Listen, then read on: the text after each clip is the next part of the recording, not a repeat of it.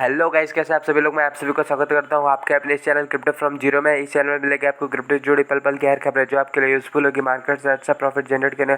तो दोस्तों, यदि आपने चैनल को सब्सक्राइब नहीं किया तो मेक श्योर चैनल को सब्सक्राइब कर दें, और यदि वीडियो को लाइक नहीं किया तो मेक श्योर वीडियो को भी लाइक जरूर कर दें, और यदि बीच बीच में वीडियो को शेयर भी जरूर करते रहिएगा, क्योंकि इस चैनल में मिलेगी आपको क्रिप्टो से रिलेटेड हर एक खबरें और विस्तृत जानकारी क्रिप्टो से रिलेटेड। तो चलिए बढ़ते हैं आज की इस न्यूज़ में, देखते हैं क्या है आज का न्यूज़। तो दोस्तों, आज का जो न्यूज़ निकल के आ रहा है वह यूरोप से निकल के आ रहा है। देखिए, यूरोप के जो सेंट्रल बैंक के चीफ है क्रिस्टियन लेगार्ड, उन्होंने कहा है कि आने वाले समय में क्रिप्टो और वित्तीय स्थिरता की जिस प्रकार से यूज़ बढ़ती जा रही है वो आने वाले समय में वित्तीय स्थिरता पैदा कर सकती है और वास्तविक जोखिम भी पैदा कर सकती है। तो दोस्तों, ये देखते हैं नीचे क्या बताया गया है। तो दोस्तों, यहाँ नीचे बताया गया है कि यूरोप के जो सेंट्रल बैंक है उन्होंने कहा है, उसकी जो प्रमुख है क्रिस्टियन लेगार्ड, उन्होंने कहा है कि आने वाले समय में जो क्रिप्टो रेगुलेशंस है बिल में यूरोप के बाज़ारों को पूरक करने की क्षमता है, और इसके लिए कुछ नियामक सुझाव भी दिए गए हैं, क्योंकि जिस प्रकार से वहाँ क्रिप्टो और विकेंद्रीकृत सेंट्रलाइजेशन का यूज़ बढ़ता जा रहा है तो वह एक वित्तीय जोखिम भी पैदा कर सकता है। तो देखिए दोस्तों, नीचे क्या बताया गया है ये देखते हैं। तो दोस्तों देखिए, यहाँ ईसीबी के अध्यक्ष जो क्रिस्टियन लेगार्ड थे, उन्होंने सोमवार को यूरोपियन की जो संसद है वहाँ की जो आर्थिक और मौद्रिक मामलों की समिति की सुनवाई में क्रिप्टो करेंसी विनियम के बारे में बात की।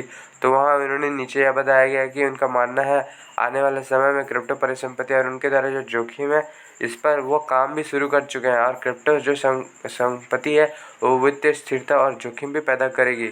तो उन्हें यह भी पता है, और इससे रिलेटेड जो मीका जो क्रिप्टो रेगुलेशन एसेट्स है उसके बारे में भी उन्होंने बात की, और उन्होंने जोर देकर यह कहा कि यूरोपीय प्रणाली जोखिम बोर्ड जिसकी वह अध्यक्षता करती है मीका के त्वरित अपनाने और कार्यान्वयन की आवश्यकता का समर्थन भी करती है। तो उन्होंने यह कहा कि मीका का तो वो समर्थन करती हैं, पर इसे 2024 से पहले लागू नहीं किया जा सकता, क्योंकि जिस पर उसने जोर दिया वह एक लंबा रास्ता तय करना है। तो अभी मीका को 2024 से पहले लागू नहीं किया जा सकता। और उसमें देखिए, यहाँ नीचे यह भी बताया गया है कि मीका में बिटकॉइन शामिल नहीं है, लेकिन इसे उम्मीद है कि इसे मीका 2.1 में शामिल कर लिया जाएगा। तो चलिए दोस्तों, इस चीज़ में बस इतना ही था। आगे बढ़ते हैं दूसरे न्यूज़ की ओर। तो दोस्तों, दूसरी जो न्यूज़ निकल के आ रही है वह नामीबिया से निकल के आ रही है। नामीबिया ने अपने यहाँ एक विश्वविद्यालय में ब्लॉकचेन के ऊपर मास्टर डिग्री प्रोग्राम चालू किया है। तो दोस्तों देखिए, नीचे यहाँ बताया जाएगा है कि संस्थान के वरिष्ठ कर्मचारियों ने बताया कि वर्ष 2024 में ब्लॉकचेन प्रौद्योगिकी में मास्टर डिग्री को लेकर उन्होंने एक कार्यक्रम लॉन्च किया है और एक वहाँ प्रोग्राम भी लॉन्च किया है। पहले यह स्तर 8 के कार्यक्रम में ब्लॉकचेन प्रौद्योगिकी को आंतरिक संग्रामी में संक्रमित करेंगे। जो नीचे में ये बताया गया है कि नामीबिया विश्वविद्यालय 2024 में जो है वह ब्लॉकचेन टेक्नोलॉजी के ऊपर काम करने वाले हैं, और वहाँ के जो आईटी विभाग के प्रमुख है सैमुअल नुगुल, उन्होंने भी इस बारे में बात कर दिया है, और उन्होंने एक .com न्यूज़ को बताया गया है कि इस कार्यक्रम के द्वारा वहाँ जो कौशल से तकनीक स्टार्टअप के संभावित उसमें मान है उसके ऊपर नींव रखी जाएगी। तो आपको जैसे पता है दोस्तों, ब्लॉकचेन टेक्नोलॉजी, डिसेंट्रलाइज्ड फाइनेंस और मेटावर्स, इससे रिलेटेड भी जितने क्रिप्टो एक्सचेंज से रिलेटेड जो टेक्नोलॉजीज़ है आने वाले समय में उनकी डिमांड बढ़ेगी, और आप देखेंगे कि आने वाले समय में बहुत सारे देश भी इससे रिलेटेड कुछ ना कुछ प्रोग्राम लॉन्च करते रहेंगे। तो दोस्तों जब उनसे पूछा गया है कि उन्होंने यूएनएम के 9 स्तर के मास्टर डिग्री प्रोग्राम को शुरू करने के लिए क्यों चुना, तो देखिए वहाँ से उन्होंने नीचे बताया कि यह ब्लॉकचेन टेक्नोलॉजी जो है आने वाले समय में देश और महाद्वीप में बड़े पैमाने पर आवश्यक कौशल को विकसित करने के लिए अग्रदूत है, और इसे मास्टर डिग्री के रूप में यूज़ करना चाहिए। तो दोस्तों, ये आने वाले समय में अच्छा टेक्नोलॉजीज़ है, इसलिए बहुत सारे जो देश है वो अपने यहाँ इसके यूज़ करने वाले हैं। तो चलिए बढ़ते हैं दूसरे न्यूज़ की ओर।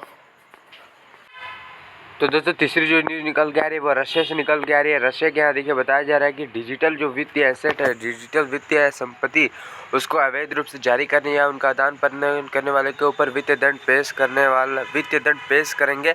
ऐसा एक विधेयक रूस के संसद में पेश किया गया है, और उसके भुगतान के संबंध में उपयोग पर प्रतिबंध भी लगाने वाला एक कानून पेश किया गया। तो चलिए देखते हैं नीचे क्या बताया गया रशिया में।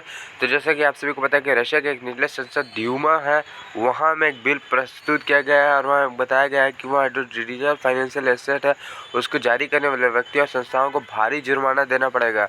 तो एक न्यूज़ आउटलेट 4 क्लॉक के यहाँ से एक रिपोर्ट प्रस्तुत किया गया है, जिसमें बताया गया है कि किस तरह के जो मापदंड होंगे और उन्हें जुर्माना देना होगा। तो दोस्तों, यहाँ व्यक्तियों के लिए बताया गया है कि 5000 रूसी रूबल, जो कि डॉलर में हो गया $90, और व्यक्तियों के लिए जो अधिकारियाँ हैं उनके लिए 30,000 रूपल, और जो संस्थाएं हैं उनके लिए 7 लाख से लेकर 10 लाख रुपए के तक भी रूबल लगाया जा सकता है।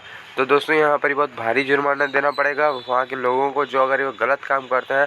और दोस्तों ये जो मसौदा पास किया गया है वह अनातोली अक्कासोव, अगर मैं सही से प्रोनाउंसिएशन कर पा रहा हूँ तो अनातोली अक्कासोव द्वारा प्रायोजित किया गया है और यह संसदीय वित्त बाजार की समिति की अध्यक्षता करता है। तो दोस्तों यहीं से उन्होंने क्रिप्टो करेंसी को लेकर विधेयक पास कर दिया है जिसमें डिजिटल परिसंपत्तियों द्वारा कानून आंशिक रूप से विनियमित है, जो जनवरी 2021 से भी लागू हो चुका था।